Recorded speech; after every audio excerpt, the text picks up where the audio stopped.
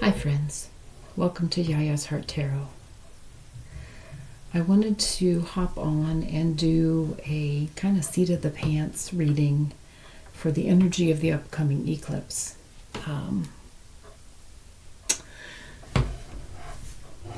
I have had some signs that this eclipse is going to be important, at least for me. I'm not sure what that importance is. And so perhaps I'm doing this tarot reading as much for my own benefit as I am for yours. But I don't have a specific spread that I am using. And I'm not exactly sure what this is going to be. But I am just going to let Spirit guide me and take me wherever this reading needs to go, to provide some clarity, some understanding, some enlightenment.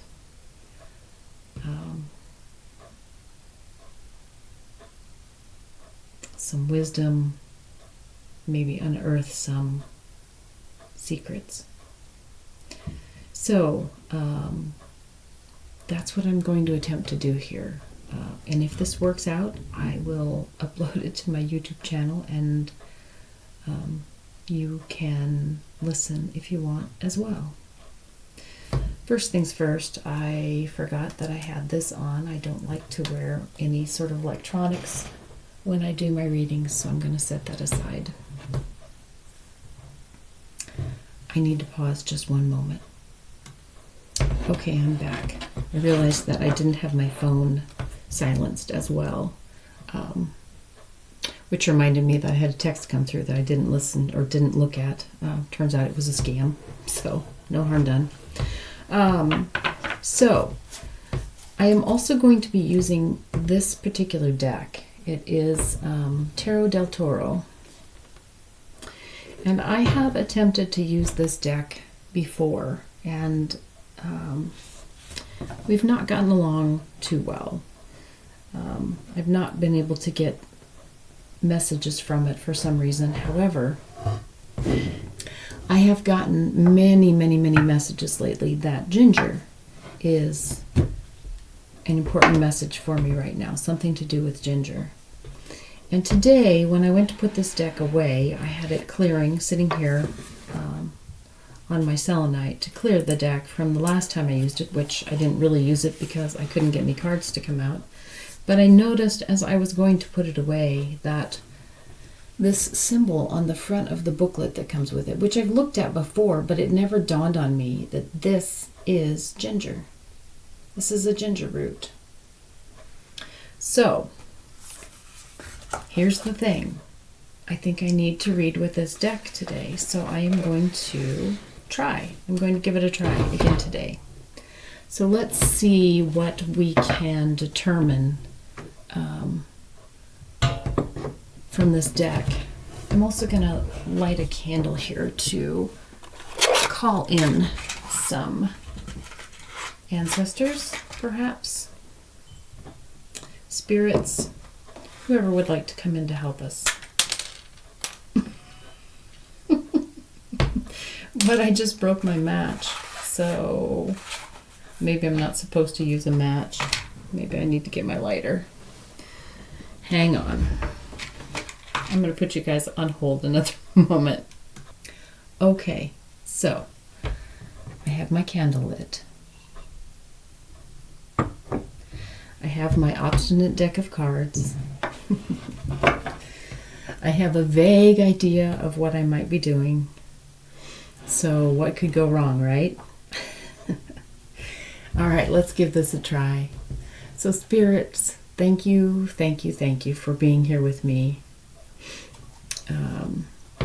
I'm not sure what this reading is going to be, but I feel like I need to do it. So if you could please help me, I would greatly appreciate it.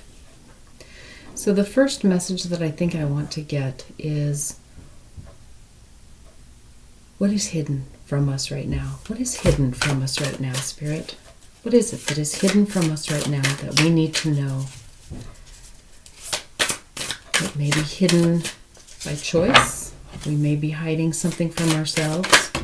It may be hidden by someone else.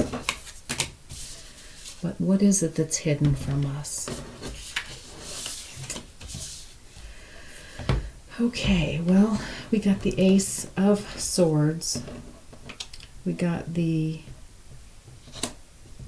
Six of Cups.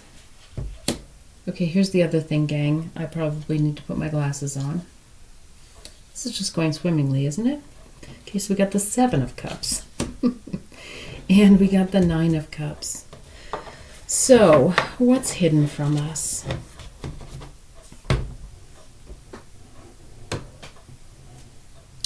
What's hidden from us is how to be clear about what we feel. And this one resonates a lot with me.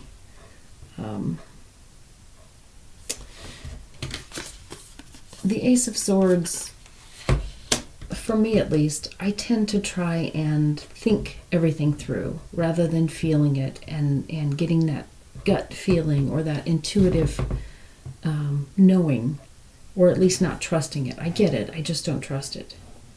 So what's being hidden from us is an understanding of how to feel that intuition, those gut feelings, how to recognize that, how to know what is the true, how to know what is the true feelings, or just what's in our heads,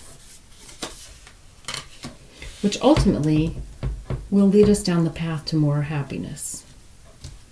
So that's what's being hidden from us right now. So thank you, Spirit, for that message.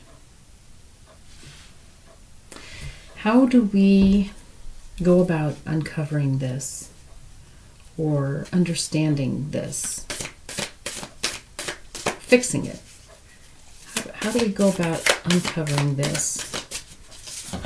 The eclipse is all about things being covered. Darkness. How do we illuminate what we need to know with regard to being able to feel what we truly feel and being able to trust what we truly feel? Okay, guys, this is like really freaking me out because I didn't even know this card was in here, but this is the same ginger root that's on the front of the book. So, okay, let's look at this. Ginger is all about, it's fiery, it's passionate, it is fast acting. So, what this card is telling us is that the way to understand and uncover what your intuition is telling you is to listen to that fast, first, fiery, charged hit. Ginger is all about, in a magical sense, making things happen fast. And it's about fire and passion. So this is telling us that in order to understand this gut knowing, this intuition, you have to go with the first thing, the fastest thing, the hit that hits first, that hits and fires your emotions, and that you feel it deep in your gut. So it's all about that. It's all about immediate, what hits immediately, and with just this burning passion. And it might not always be, a fiery passion, but the feeling is going to be something that is, it just has a lot of feeling to it. it's not something to ponder. It's just like, wow. It's just something that just, you just feel it. You may not even be able to form a thought around it initially. It's just a feeling. It's just a feeling that lights something up inside. So let's see what else we got here. Okay, the High Priestess and the Nine of Wands. So the High Priestess, again, this is about a higher knowing, an understanding that is not really something that you can explain. It's just a knowing. It's just there. It's kind of shrouded in mystery. It's not something that can be explained typically. You just know it's true. You just know it's right. You know it is what it is. So that's another facet of this. The Nine of Wands is telling us that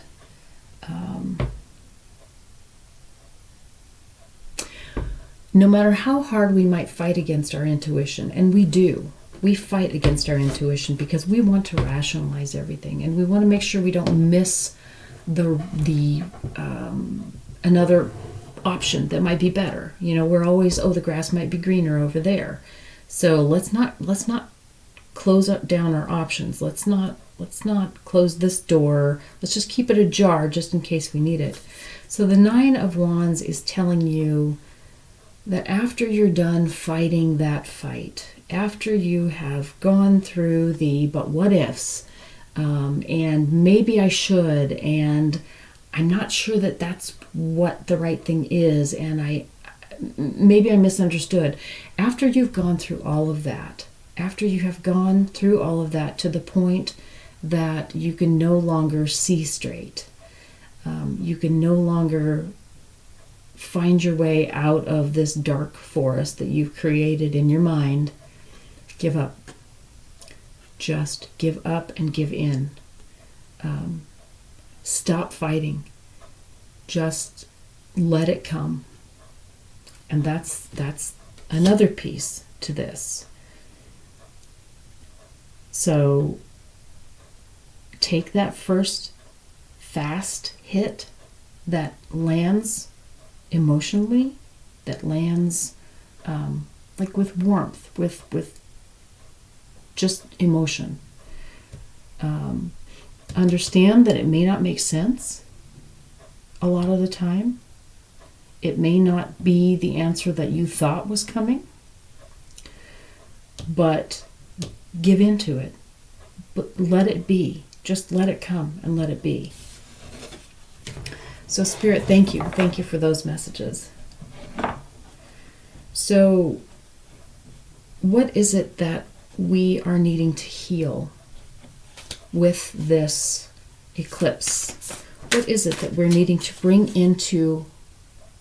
Now let me start over again. What is it that we are needing to bring into our lives for healing? What do we need to bring into our lives for healing? What do we need to bring into our lives for healing?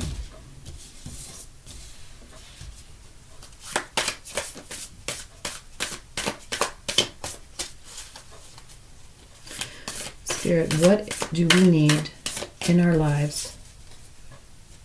What do we need to bring in? After this dark period, what do we need to bring in when the light comes back again?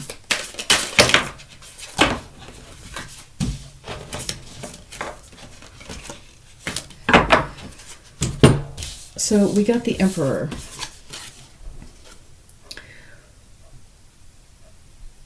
We need to bring in a sense of strength into our lives. We need to bring in a sense of inner strength and confidence. We need to stop second guessing and just know that we know and act on that.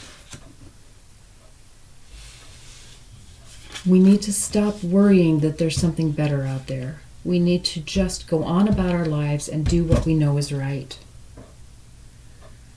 So we got the 8 of Wands. So again, this is talking about just acting with immediacy.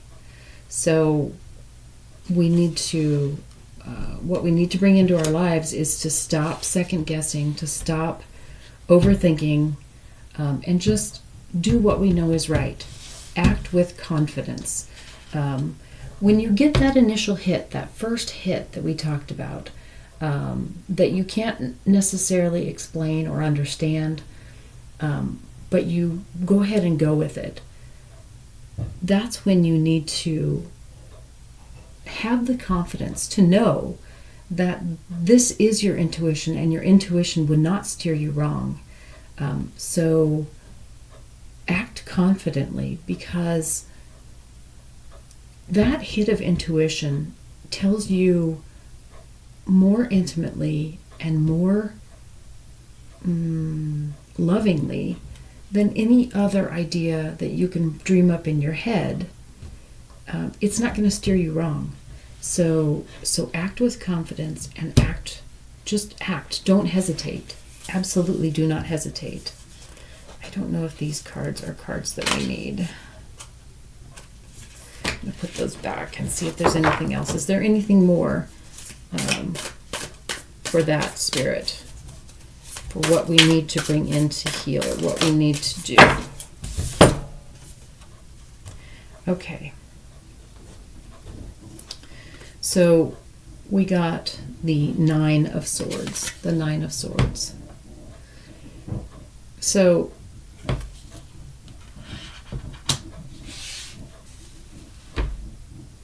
when we act, we break the bonds of the suffering that comes from overthinking.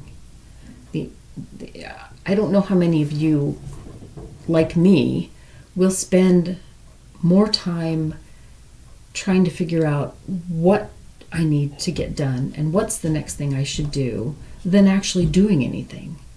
Because I can get caught in this loop of, well, I should do this, but I need to do this too, and I'd rather do this, but that needs to get done. And so by the time I've gone through all of these what ifs and but what's, nothing has gotten done. Nothing. So by acting with confidence and acting with immediacy, as soon as you get this hit of intuition, the first thing that comes to your mind, if you're trying to figure out what you should do first, what you should work on, what needs to get done, or what is going to serve you best to get done, the first hit that you get in your head, the first thing that you think of, go with it. That's what this is saying, and that will release you from this ongoing, never-ending, annoying habit or addiction to overthinking everything and becoming mired in indecision rather than actually getting something done. So, thank you, Spirit, for those messages. So, the eclipse is the full moon. And so, after the full moon, the moon begins to wane. And so, what is it that we need to know, Spirit, about the waning moon after the eclipse? What is different about this waning moon? The waning moon is when we take some time to regroup, to rest, to heal. So the waning moon after an eclipse is hiding from us and then revealing again to us what we need to know or what we don't see. So now that we've seen this, now that we've seen what it is that we have hidden from ourselves or what is hidden from us, what do we need to do? What do we need to do in this time of the waning moon? What action should we take during this time of healing, of resting? What do we need to do now that we've been revealed what it is that's been hidden from us and been come to understand how we can illuminate this. What is the next step during this period after the full moon, during the waning moon?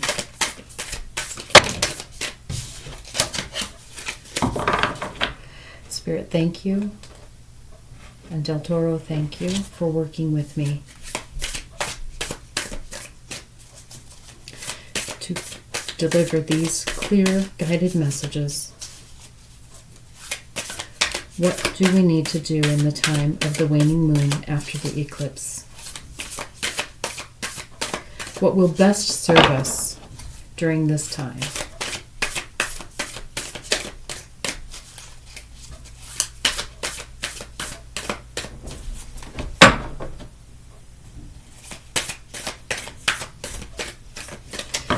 All right, well, we're going to go with this.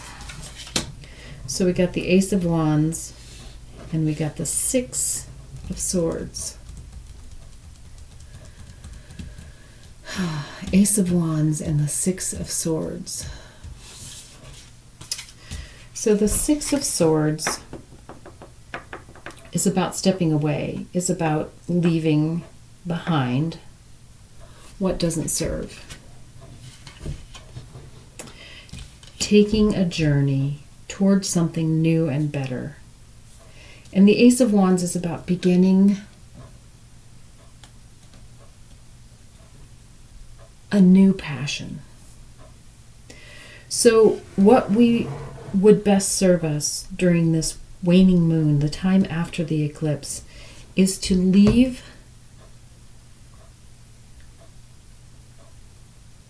the intellectual pursuits, the overthinking, the analyzing, the whatever it is that has got us in our heads too much. Step away from that. Step away from the day-to-day, the work-a-day, the worrying. Step away from the worrying. That's huge. That's what we want to step away from. Whatever it is that makes you worry. Worry is largely in our heads. We don't know what's coming up. We want something in particular, but we don't know if we're going to get it, and so we worry. So what is going to serve you best is to step away from the worrying and begin to believe your intuition and your insights that you have.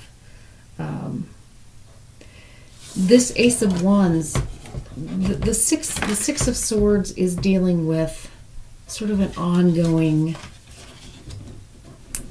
hanging over your head, just going around and around and around, and it's all mental, it's all thinking, and so we need to step away from that. But the Ace of Wands, aces are about the beginning, so we're starting something new here, but wands are about fiery creative energy. So rather than spend your time trying to think through everything and trying to break everything down into the most logical pieces, or trying to figure out what is coming, or what you need to do next, or what you should have done before, rather than trying to think it through and figure it out and worrying about whether or not you're right, do. Just do. Find something that makes you happy, something that just lights your fire. It might not be something that has anything to do with what pays the bills. It might not be something that has anything to do with what's going to get the kids to bed on time. It might not be anything to do with what is that little spot that you noticed on your arm. It might not be anything to do with anything, the day-to-day that is the nuts and bolts that you spend your day thinking about, worrying about, obsessing over. Those things are always going to be there, and they'll get done. They will. Whatever's going to happen is going to happen. thinking about it incessantly does not change that.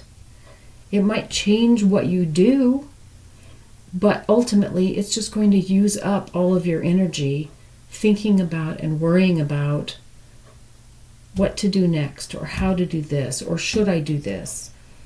But what's going to recharge your energy? Since you're losing it here, you need to step away from that. And what's going to recharge that energy is to find something that isn't pushed upon you because you feel like you need to do it, or you have to do it, or it's necessary, or it's the right thing to do. Just find something that makes you happy.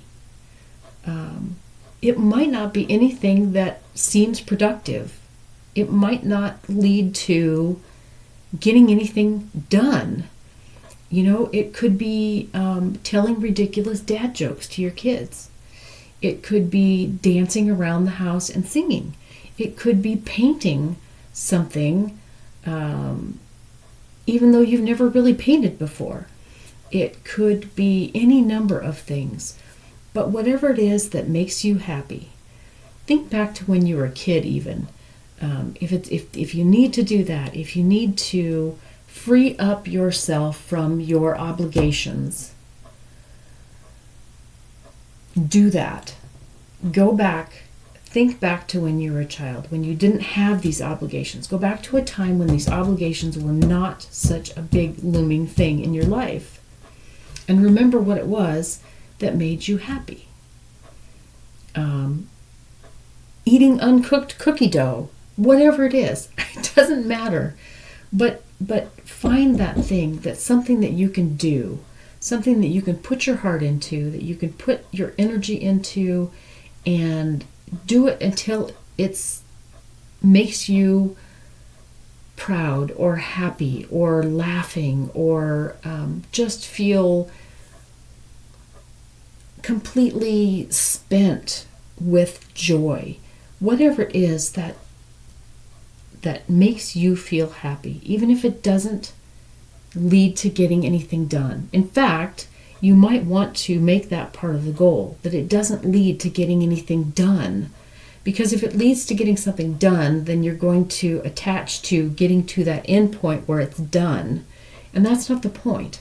The point is just to feel that happiness, to feel that sense of accomplishment, to feel that joy, that emotion, that excitement, whatever it is. Go outside, go walking. If that's what makes you happy, go do that. Roll down a hill. You remember when you were a kid and you used to go onto a grassy hill and you rolled all the way down, and then you got up at the bottom and you were dizzy and you wobbled around and fell down and you laughed and laughed and laughed. Do that. Whatever it is that brings you joy, do that.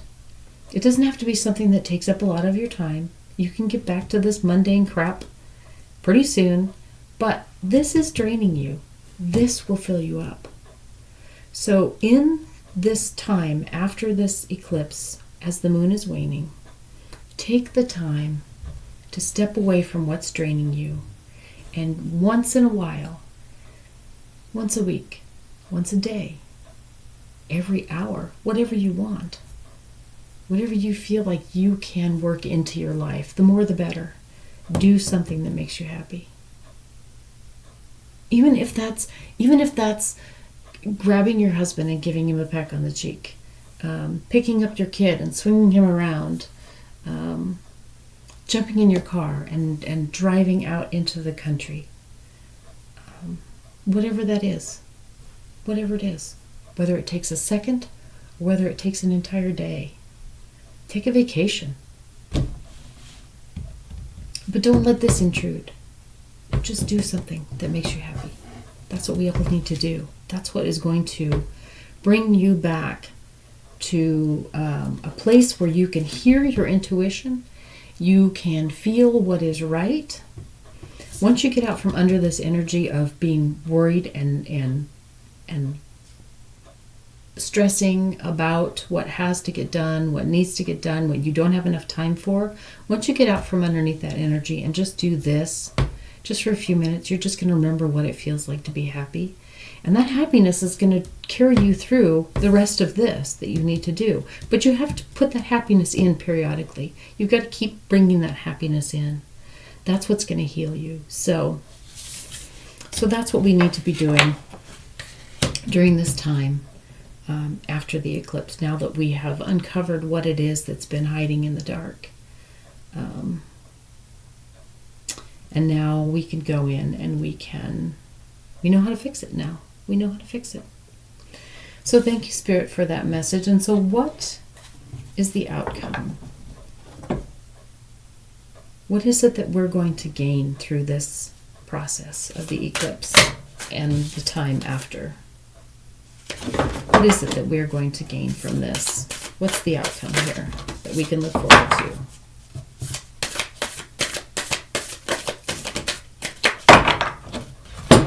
Okay, so we got the Three of Cups. The Three of Cups is about celebrating with those we love. And we got the Two of Swords. And the Two of Swords is about finding a middle ground, finding a place where you can be at peace.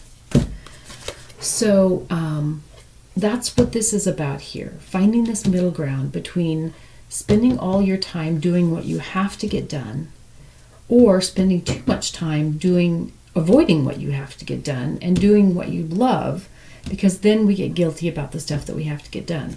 So finding this middle space, finding this happy medium between the two, and finding that time to celebrate is incredibly important.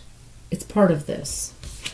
We got the Three of Wands. The Three of Wands is about having it all.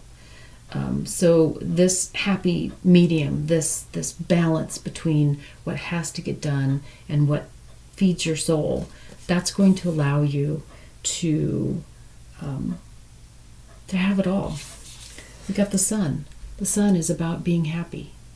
So finding the balance, celebrating with those you love, will bring you to a place that allows you to have it all, to be happy. We got the Ten of Cups, another ultimate happy card. We've got the Sun and the Ten of Cups. That's amazing in the same draw. And then we got the Three of Pentacles. And the Three of Pentacles is about working together. So, okay, guys, this is pretty crazy here. We got the Three of Cups, we got the Three of Pentacles, and we got the Three of Wands. So threes are about connection with Ascended Masters. Threes are about a connection. Threes are about becoming whole. There are three is a number of famous is not the right word that I want, but trinities. There's Father, Son, and Holy Ghost. There is Maiden, Mother, and Crone. There are three is the number of bringing all the pieces together.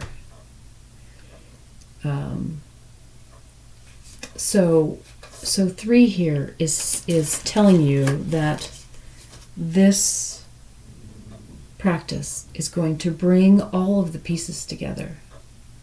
And also this card here, notice that one sword is pointing up and one sword is pointing down. So as above, so below. So not only is this talking about finding the middle ground, but it's also talking about the connection that we have both with our earthly selves and with our divine self. And that the balance between those two is critical. And that's what this balance talks about here. This to-do list is earthly. This finding joy is divine. So, as above, so below, complete within yourself, and leading to ultimate happiness and emotional fulfillment. So, guys, I think this went pretty well. This is definitely a lesson that I need to take too. I get really caught up in the this needs to get done, that needs to get done. I can't do anything fun until I get everything done. And it's never done. So yeah, this is a good lesson for me as well. And I hope it's a good message for you.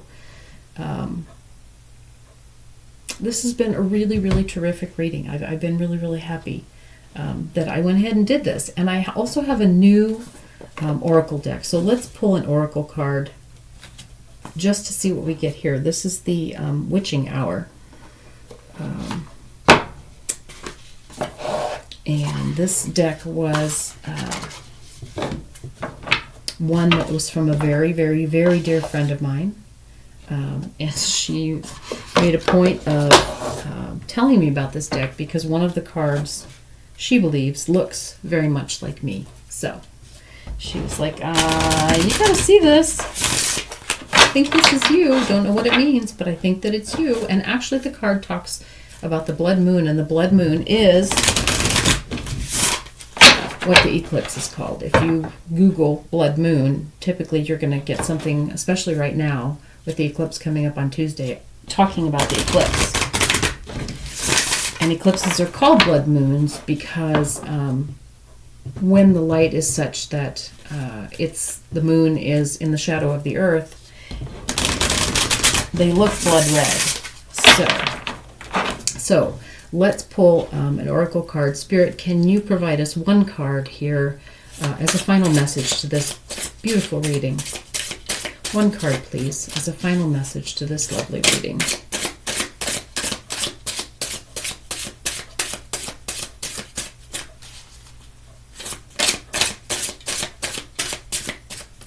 One card, please.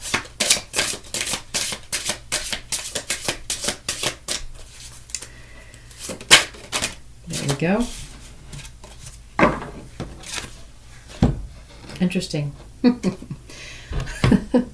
So the card that we got is the Harvest Moon, which talks about balance. Balance. And that's exactly what we've been talking about, is balance. And this is the time of the Harvest Moon. We're a little past it, but not by much. So let's take a look here and see what the message in the book is, just if there's anything else that we need to know. First of all, the Harvest Moon, also known as the Wine Moon, the Singing Moon, or the Halagmanath.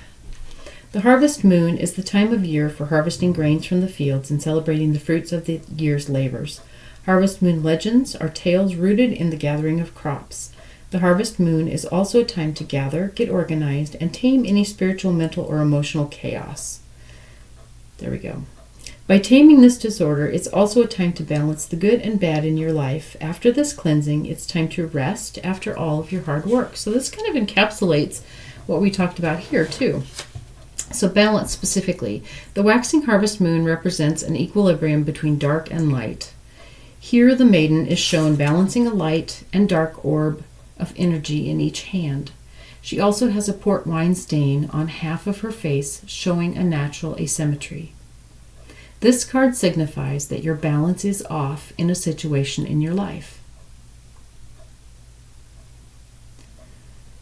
It is time to contemplate what is off-kilter and then evenly distribute the positive and negative energy, enabling the situation to become upright and steady. Sometimes this task is about work and family. Are you spending too much time and energy at work? When you get home, are you wholly drained? If so, center your precious energy on balancing your life by spending more time with your family. Focus on what circumstances in your life require balance. So really, this could not be a more appropriate card for this reading. We were talking about balancing, that need to do, got to get stuff done, mental energy, worrying, stress, with doing something that you love. And here this talks about spending time with your family. I don't know a much better way to get that joy into your life. If you have kids, rather than harping at them to get their homework done or clean up their room or go in the other room and don't bother me, take some time, find a new activity, do something fun, run around in the yard, tickle, dance, whatever it is. Just do that thing that gives you joy, it's going to give your kids joy, and your kids are going to start laughing. And when your kids start laughing, you start laughing, and everybody starts laughing. Nobody can withstand a laughing child. It's the kryptonite. So yeah, this has been a beautiful reading, and I'm just really, really glad you guys are here. I'm so happy that I decided to do this. I was in that energy of, but this needs to get done, and this needs to get done, and this needs to get done, and I don't have enough time. But I love to do this. This is what I love to do. So this has brought me a lot of joy. So thank you for sharing with me what brings me joy. And I hope it brought you some joy too. Good luck. Bye.